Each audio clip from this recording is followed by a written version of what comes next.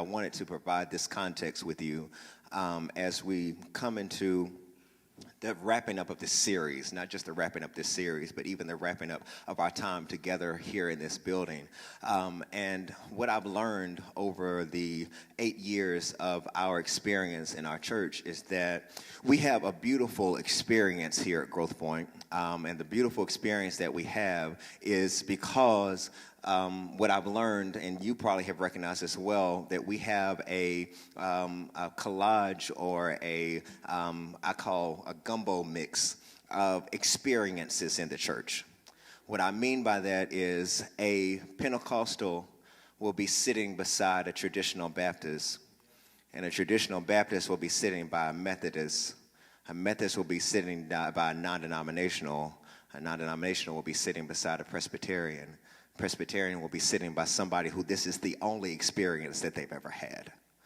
This makes it a unique experience because many of you come from various backgrounds, but you haven't had to denounce any of them. When I say by denounce them, I'm saying it makes you who you are. There are some of you, when we raise up and shout and run and stuff like that, you sit there and say, oh, they'll be finished in about 20 minutes. You know, give them a few minutes, they get it out. And there are some of you who you need that because it goes to your experience. That's what you were raised in, and that is familiar to you.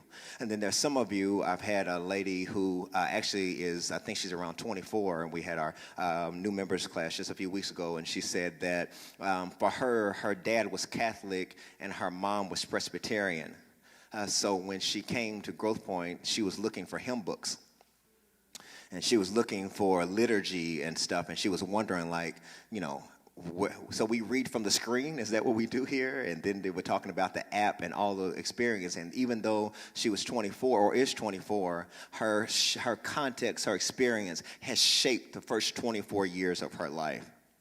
And there are many of you all, as it relates to this particular experience, as our pastor and as I try to lead this church, is to take all of your different experiences that you have and merge them with God and not what you remember. What happens is when you have an experience, and myself, as you know, for 18 years of my life, I was raised in a traditional missionary Baptist. There's a difference in Baptists. When you missionary Baptist, you are real traditional Baptist, meaning all that stuff we just did a few minutes ago, it would be heresy. We don't do any of that type of stuff. It was really traditional Baptist. But when I was 18 and 19, I had a different experience that was not like what I had grown up in. But my different experience didn't mean that it still wasn't a God experience.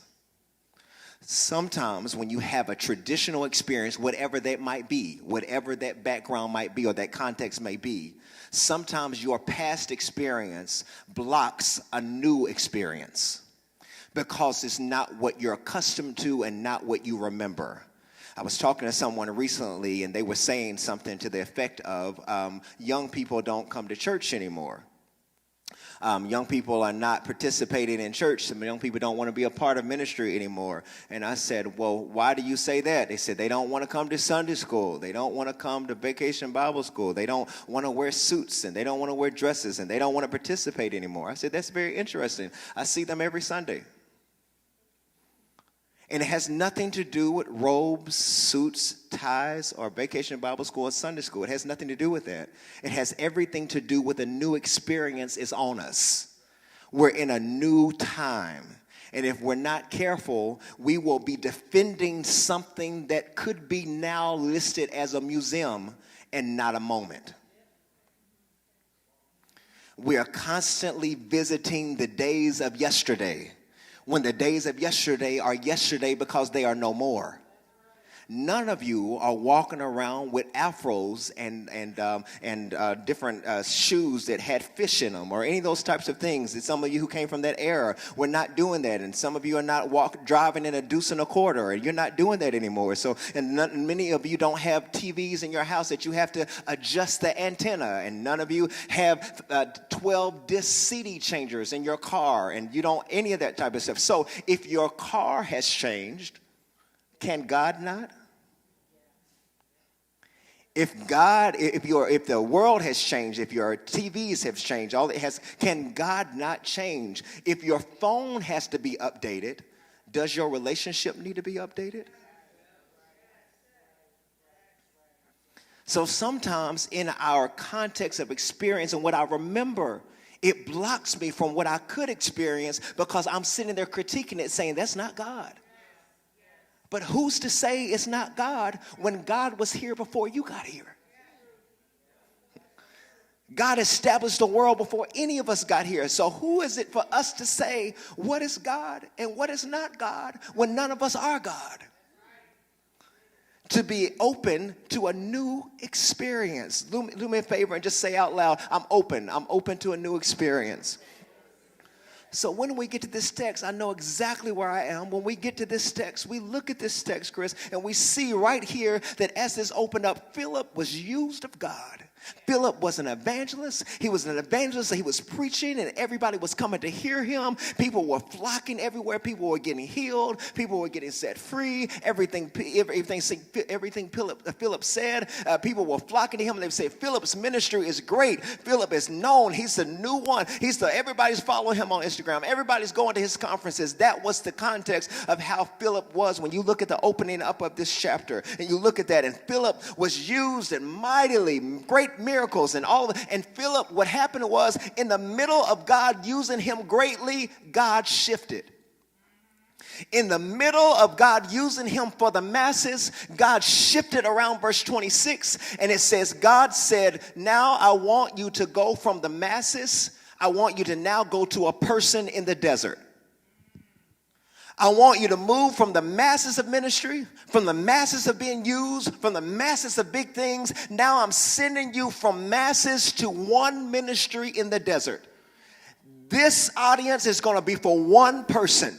This will not be recorded. This will not be Facebook Live. This will not be Instagram Live. No one will know you. There is no flyer for this revival I'm sending you to. Because this revival, this moment that I'm sending you to is a ministry that is in the desert where there is no pomp and circumstance. There are no followers. There is no one who is impressed by you because the desert is a place that there is no life. It is the place that there is no vegetation. There is a place that there is nothing going on but dead things. But there is somebody in the desert who's not destined to die, even though they're in an environment that tells them they're getting ready to die. I want you to go to someone who is in the desert, who feels like everything is crumbling, everything is falling apart, everything is on the way out, everything is crushing them. But I want you to send the word to them in the middle of a dying season and tell them it's not time for them to die yet. It's not time for them to give up yet. It's not time for them to throw in the towel yet. I've sent a word. I know I've used you in the masses, but I want to know, can you be faithful in the desert like you were faithful on a platform? Can you be faithful in the desert like you were faithful on Facebook Live? Can you be faithful in the desert like you're faithful on social media? Can you be faithful to one person like you're faithful to 100 people? Can you be faithful to one single mother? Can you be faithful to one person who's on addiction? Can you be faithful to one white man? Can you be faithful to one black woman? Can you be faithful to somebody who can give you nothing back? Can you be faithful to somebody who cannot pay for you? Can you be faithful to someone who cannot give you a handout? Can you be faithful to someone who can't give you a job? Can you be faithful just because I told you to be obedient? Can you leave the lights and go to the desert? Can you leave the cameras and go to the desert? Can you leave applause by people and go to someone who might cuss you out? Can you leave Christianese people and go to the street? Can you leave people who know how to speak in tongues? Can you go to someone who knows how to speak in street? Can you leave the church where they're impressed by your title and go to your family who cares nothing about your title? Can you be faithful in the desert? Because, Philip, you've done good with the masses. But now, sir, I'm asking you to go to Gaza. Go to the desert. To a place that someone is destined to die, but it's not time for them to die yet. Will you do me a favor? Tell somebody it's not time for you to die yet. It's not time. Here I am, your Philip today, and I came to give you a message in the middle of your desert. In the midst of whatever you're going through. I don't know if there's anybody in this room who will be real honest right now and say, I'm in the middle of a desert. I'm in the middle of, I don't know where. I don't know what's going on. I don't know what's happening. I can't really explain it. It's a desert. I know you think everything is okay because I'm smiling at you, but really the truth is I'm in the desert. Everything around me is telling me give up. Everything around me is telling me it's over. Everything around me is telling me it ain't going to work. Everything around me is telling me it's not worth fighting for. But in the middle of my decision of wanting to give up or walk away, God sent me a word, said, not yet, not yet, not yet, not yet. Somebody open your mouth, say, not yet, not yet, not yet, not yet. It's not time yet. Philip comes in the desert, leaves the masses, leaves in-person service to now do ministry in the desert. Leaves big buildings to now go to a desert. Leaves nice air condition to now go to the desert. In the heat, when everybody wants to be outside for everything but ministry. Everybody's making posts, I'm outside doing what? I'm outside right now, it's my outside season. Doing what? Do your shorts, does your outfit dictate ministry? Or does it dictate you want ministry to you? Take that and get that by Wednesday. He sends him in the hot desert and said, I want you to be obedient to me. I want to ask, are you doing it for the check? Or are you doing it for the call? Are you doing it because you're paid to do it? Or are you doing it because you're purposed to do it? And the desert will show you which side you're on. Timothy Wright were here, he would say, who's on the Lord's side? I want to know. When you get in the desert, you'll find out. Will you pray to God like you did in the mountain? Or will you fuss at God when you're in the desert? Will you shout like you did in the mountain when you're in the desert? Time will tell. Philip's now in the desert of Gaza. And to add more to this layer, Pastor Caesar, since you're here, I'll call your name. While he was in the desert, it wasn't just sent to anybody, Sydney. It would be different if you sent me to somebody who looked like they had potential, Erica. If like it was somebody who looked like they were going somewhere. Somebody who, we all go to those people that, hey, Tori, we all go to those people that look like they are somebody or somebody they can offer us something. Or if I get with that person, that's really going to look good. We all, not just you, all of us have done that. And we rub shoulders and take pictures with people who look like they're something. But what happens when God sends you to someone who doesn't even look like they have potential? They don't even look like they can offer anything. They don't even look like they can be saved. So he goes to this person in the desert, Mama Emma, who was a eunuch. Someone say eunuch. We don't hear words like eunuch now because we don't know what that means. Like, what is a eunuch? I'm glad you asked. A eunuch is someone who is castrated. What does castrated mean? Eunuch is someone who is male but has no male parts to produce. A male at that time or even today is known by what they can bear and what they can do and what they can produce. But here is this man that is a eunuch who has the outward appearance, who looks apart, but when it's time to produce, he can't produce anything. He wants to produce, but his opportunity or his parts to produce have been removed. I don't know if there's anybody who's ever been in a season that you want to do something, but you can't do it. You see the vision, but you can't seem to produce it. You see where you want to go, but you can't seem to produce the steps to get there. Yeah. You want to be free, but you can't seem to get free for anything. Like, you don't want your mind boggled down, but you can't seem to keep your mind off of stuff that keeps troubling you. Like, you want to do good, but evil is all. It's like there's this thing going on. I want to do better, but I can't seem to produce better. Is there anybody be honest like that? I'm there. I've been seasons where I want to produce, but I can't seem to. It seems easy for everybody else but me. Why is it that every blessing skips me and lands on somebody else? I want better, but I can't seem to get there. I want to produce. I really do, but I can't seem to. If it was your prayer alone that answered things, then we would all be places. But sometimes God shows you in the middle of you not producing, I'm still with you. In the middle of you not making anything happening, I'm still with you. Do me a favor, tell somebody God's still with you. It might look like you can't produce. It might look like you are forgotten. It might look like nothing is happening for you, but God is still with you. How do I know this? He sent Philip to a eunuch who couldn't produce. But this is the thing.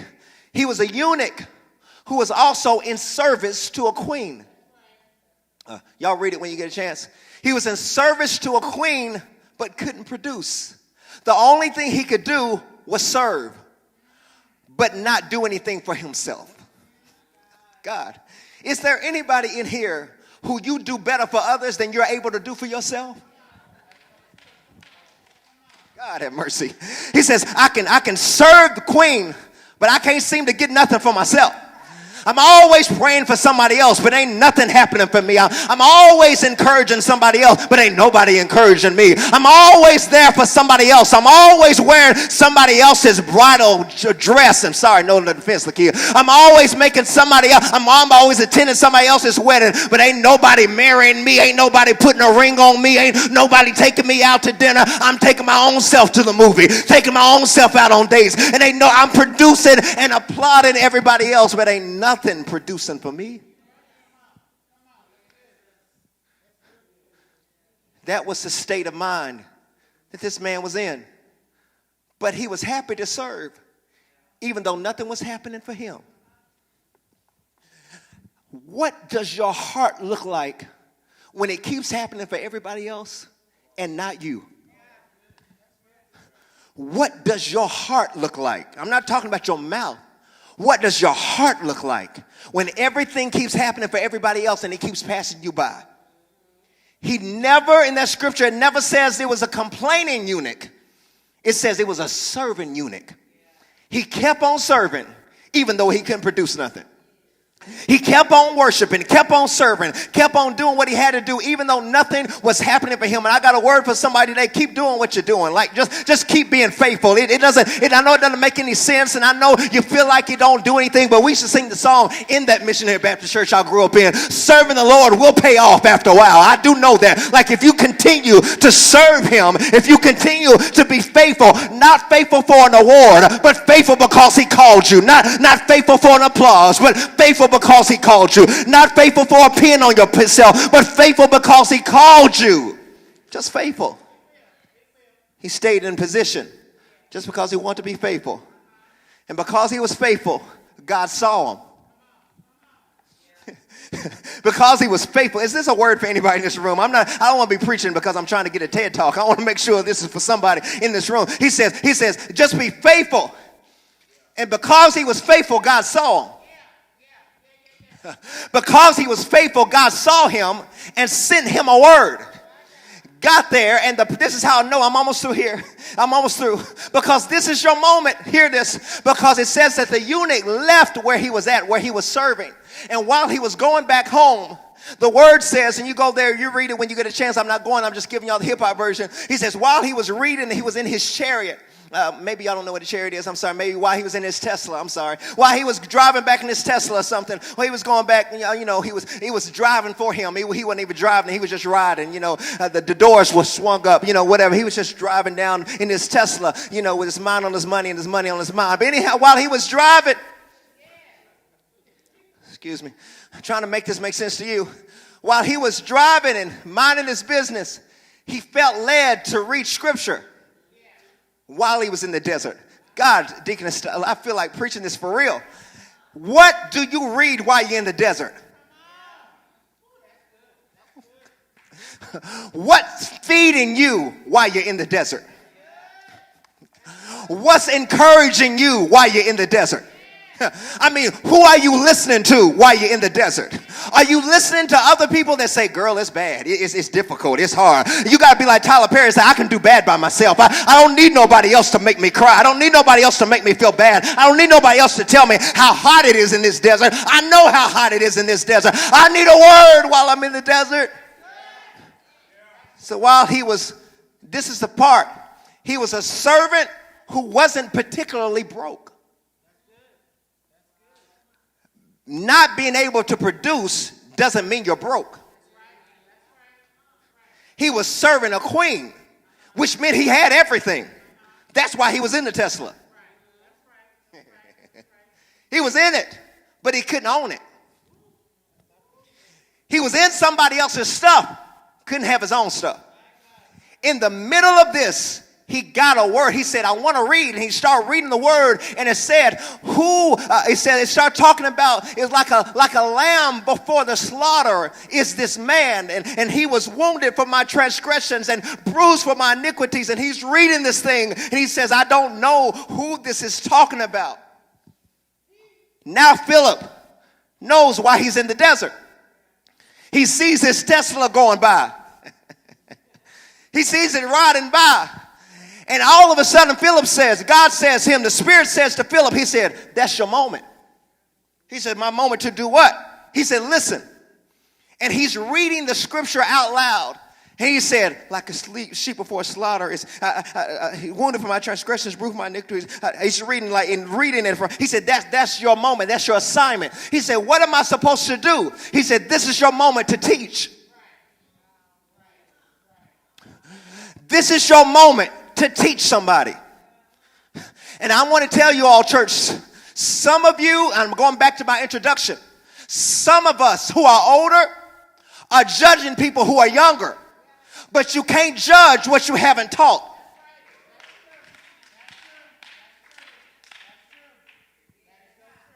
So we're saying, they don't sing hymns. They don't wear long skirts. They don't do this. They don't look like holiness. They don't know the Bible. Where have they coming in smelling like that? All this stuff. And we do more talking instead of teaching. I know that's not the moment you thought it was. But this is the time, church, to bridge the gap. This is the time that we need mothers. This is the time that we need older ones. This is the time. You ain't time for you to die yet, because we need you to teach us what you know.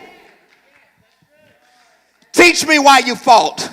Teach me why you were out there. Teach me why you were protesting. Teach me why you did what you did. Teach me why you worked 3 jobs. Teach me why you didn't leave that house. Teach me why you stayed up late. Teach me why you got up early in the morning and prayed for your family. Teach me why you put oil on the door. Teach me why you walked around the house saying the blood, the blood, the blood. And before you judge me, teach me. Teach me, Father, I stretch my hand to thee. No other help I know. If you would draw yourself from me, whither shall I go? Teach me, yes, Lord, yes, Lord, yes, Lord. Teach me, I need thee, oh, I need thee. Every hour I need. Don't teach me the song. Teach me why you sang it.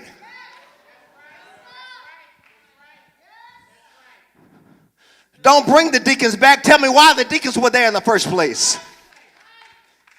Don't bring back tarrying service, but tell me why you tarried in the first place.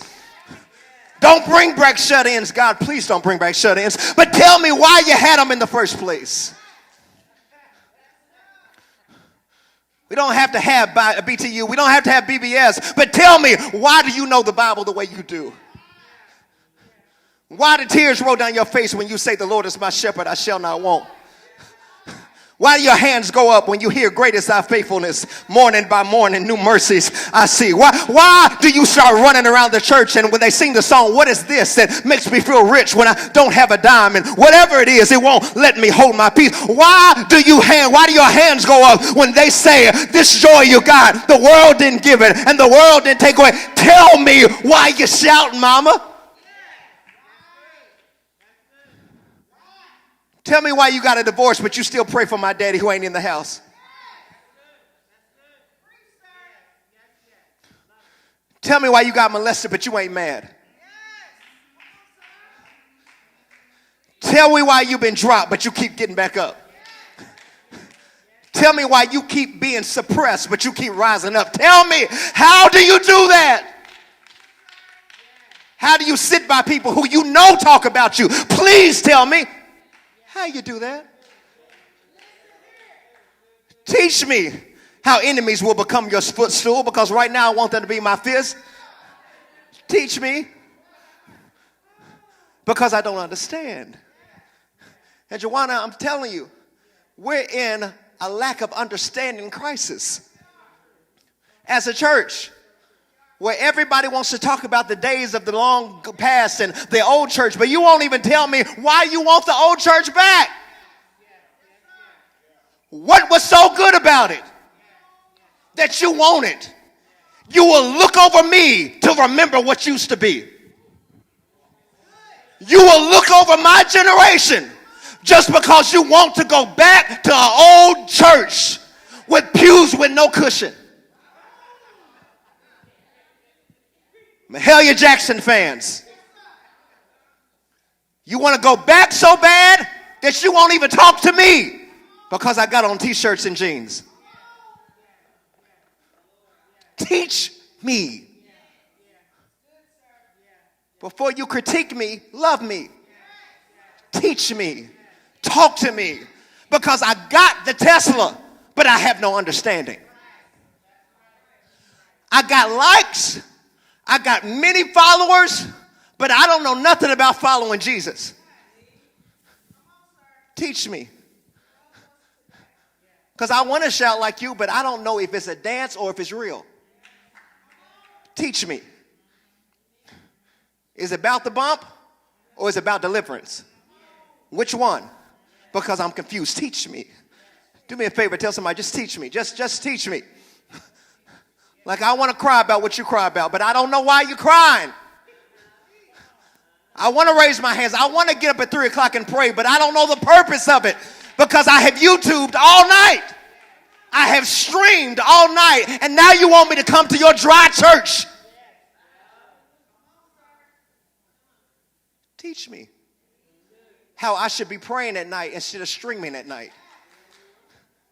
Teach me, because I don't know. And for whoever that's for, this is your moment to be the teacher. I know it's Episcopalian quiet right now, but it is your moment right now to be the teacher. We need teachers. And unfortunately, you might not get paid to do it. So if you're waiting for an endorsement and for a check, you might not get it. But you might have to grab somebody's hand and say, baby, this is how you put on foundation. Baby, this is what an undergarment is. Baby, this is what stockings are. See, half of y'all just like, what? What? This is how you dress for an interview. This is how you write a resume. This is how you don't have to sleep with the boss to get a job. This is how you do it. This is how you change a tire. This is how you make sure your oil is changed. That tick, tick, tick, tick, tick is not your radio, it's your car.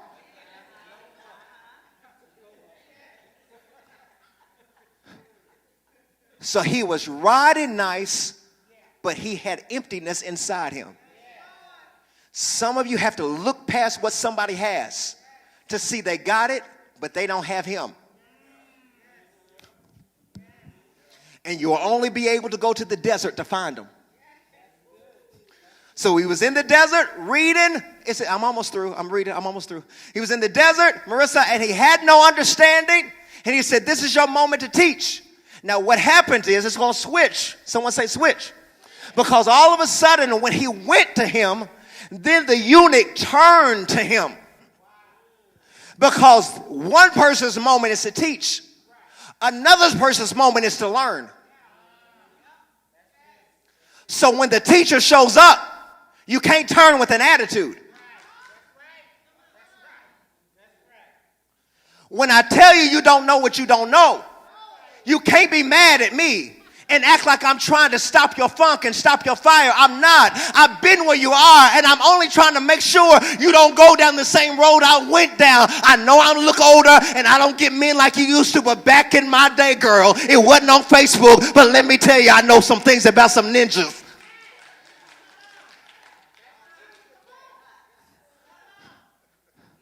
My hips are wider, but I know some things.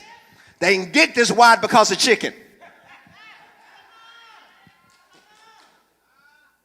I know some things. He says this is your moment to learn, to be able to ask questions. This is your moment to ask questions, to say, I don't know what I don't know. Teach me. I'm not sure. I have no clue. I want Jesus, but I don't know how to get to him. Will he accept me like this? Will he love me like this? Does he want to be bothered with me? Does he fool with me? Because mama said, until I get it together, God won't deal with me. Is that the same God you want to talk to me about? Because if that's the same God you want to talk to me about, I don't want to hear it. Because I've heard everybody else tell me that he won't deal with you until you get it together. But I want to get it together, but I don't know the way to get it together. I want to change, but everybody keeps trying to condemn me before I make a decision. I didn't want this baby, but I had to make a choice. And my choice was to preserve life. It's been a struggle, but I chose to struggle this way instead of struggling in my mind and my memory. So before you judge me, understand me. Before you create a bill, make sure I got provision for the bill that you create. Because I want to learn better. He said, this is your moment to teach him because he don't know. And this is your moment to receive from him because you don't know. I'm telling you, church, some of us have teachers, but then we have no one to teach. Because no one wants to learn or be told anything anymore. Because to tell you to have a seat, you leave the church and call it church hurt. It wasn't that the church hurt you. It's that somebody finally told you that your attitude was nasty. And you thought the church was coax you and pat your little horse weave and all that type of stuff. And we just had to tell you, girl, you ain't as smart and you're nice as you think you are. You are nice, nasty.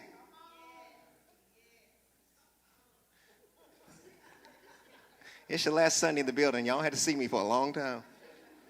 I'm getting it all out. But this is a season to learn. He says, I'm reading something that I don't have a clue about.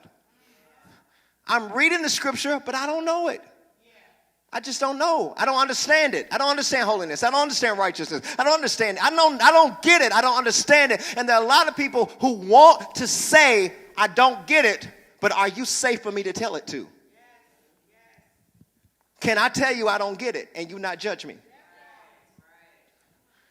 Can I tell you I really faked shouted? I really didn't shout.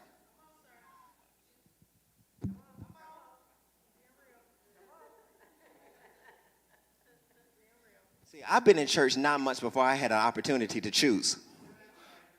I know church people. And what I mean is, there are a whole bunch of people who fake it, and it ain't even real. You be like, this ain't no step. This ain't no stroll. If it ain't real, don't fake it.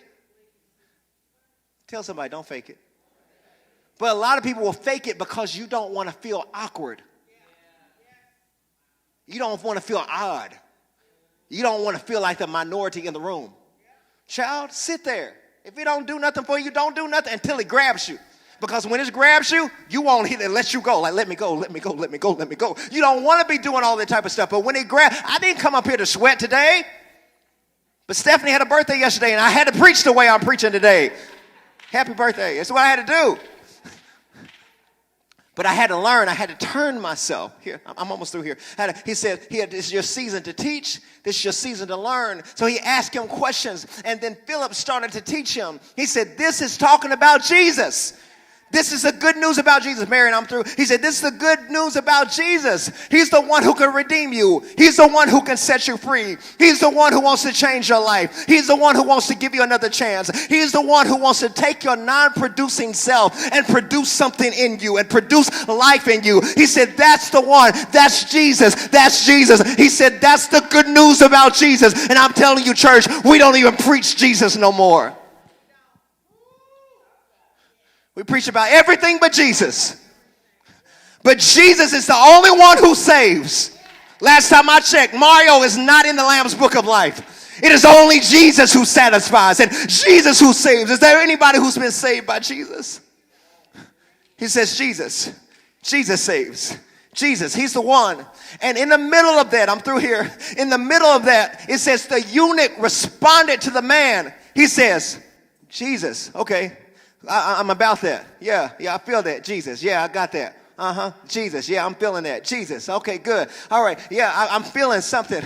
I'm feeling it. Now, what do I need to do to get Jesus? He said, all you got to do is accept him. All you got to do is confess him. All you got to do is believe him. He said, oh, I believe. I got that thing. I believe in this thing. I believe Jesus. I believe he can do something in my life. I believe. Somebody holler out, I believe. I believe that even though I've not been able to experience anything, even though I haven't been able to produce anything, I believe. I believe in that. That is the first step to anybody right now, that you can be in a desert, but you got to have some belief attached to your desert that there are better things and there are better things that are coming out of this situation. Is there anybody in this room who can just open your mouth and say, I do believe. I do believe. I know it doesn't look like it. I know things don't look like they're changing, but I believe. And here in the middle of this Tesla, the eunuch said, I believe. I believe. And then he said, now what do I need to do next? He said, I think it's time for you to get baptized. And all of a sudden the eunuch said, hey, there's water.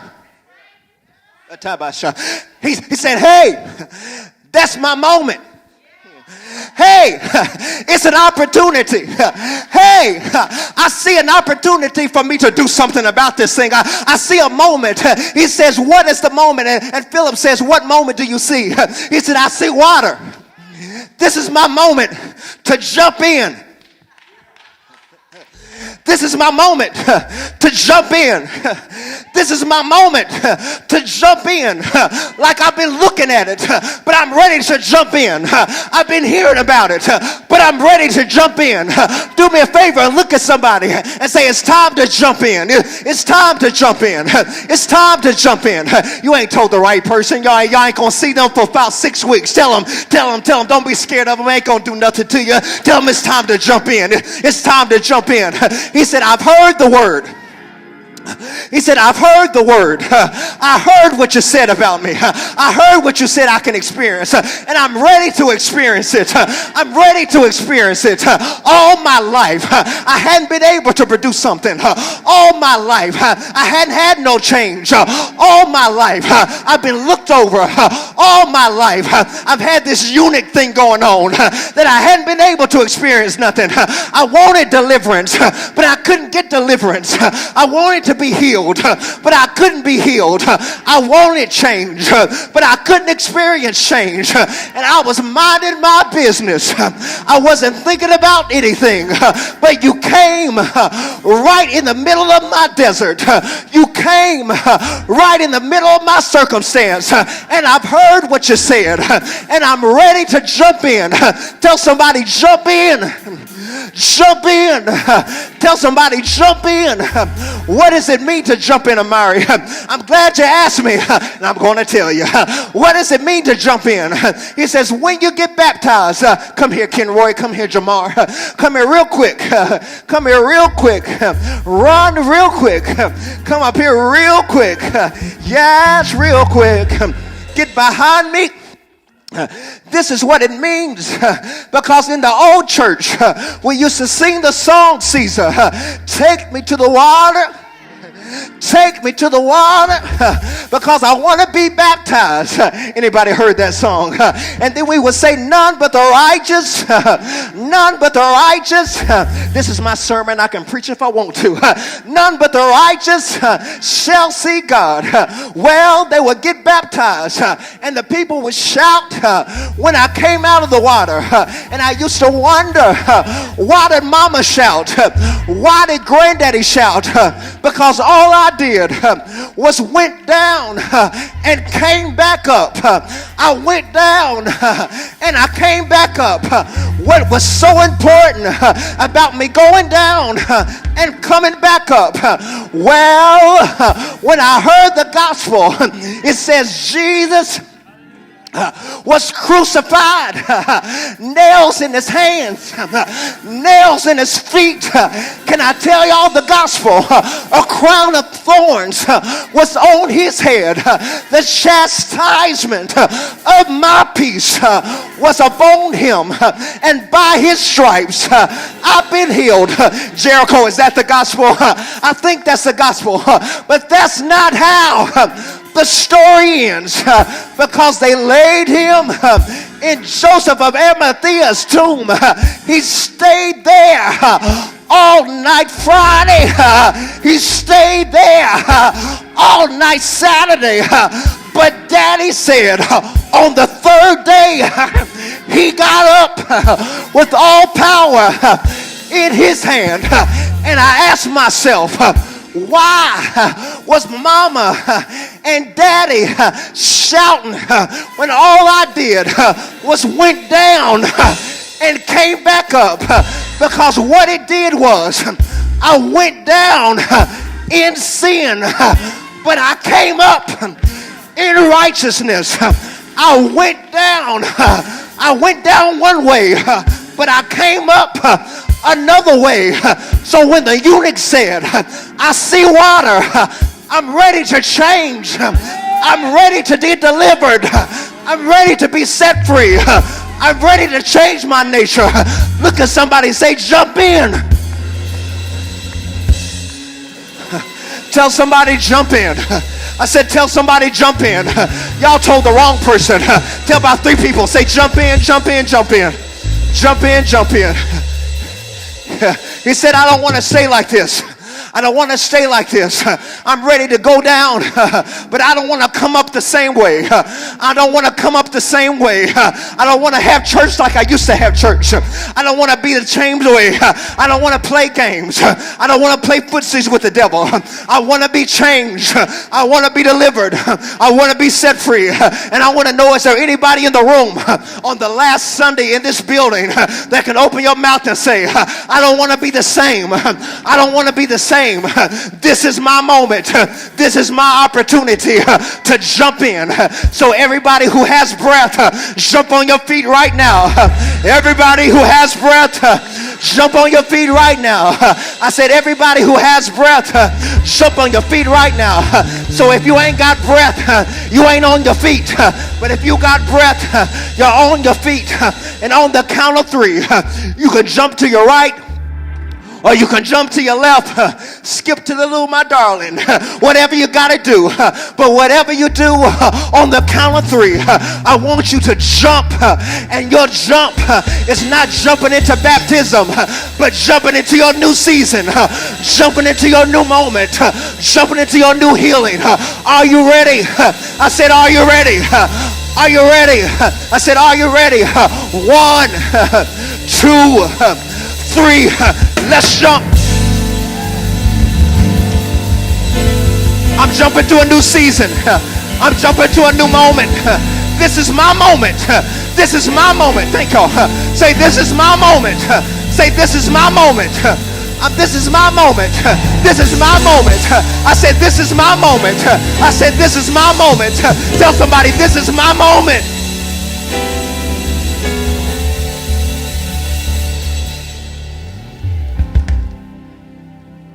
All right?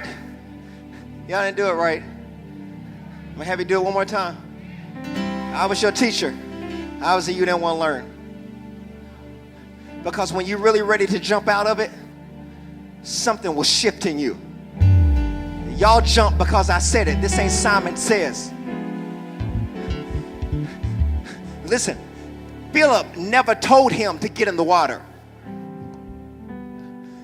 His desire said, I need to jump in. What I'm saying is, let desire marry your jump. That when I'm jumping, I'm really jumping into something else that don't nobody else know about but me.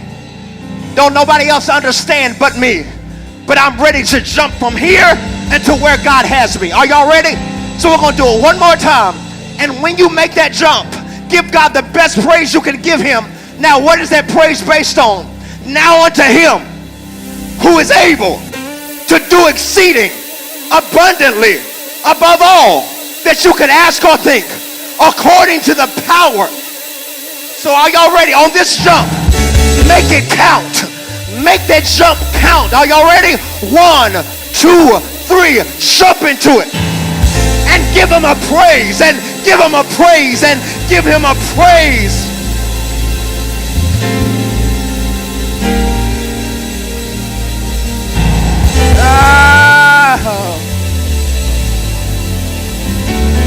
I'm jumping into it. It's my moment. It's my moment. I don't know.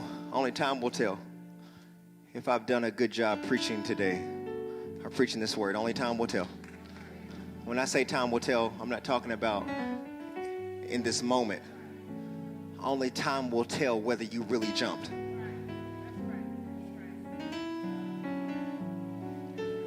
Only time will tell if you only jump for a moment or you jump for change. And I can't determine that, only you can. We're in 3 moments right now that are before us. It's either you're the teacher, you're the learner, or you're the jumper. Only time will tell what season you're in. It's time to teach somebody. It's time to learn from somebody. Or it's time to jump into next because I learned. Because every jump means I left something. Church, we're in a jump. In case you thought this was just about pack and praise, it's pack and jump.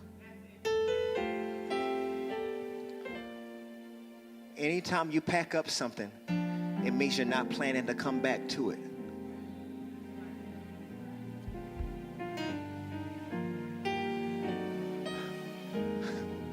I don't plan to come back. I'm not talking about to a building.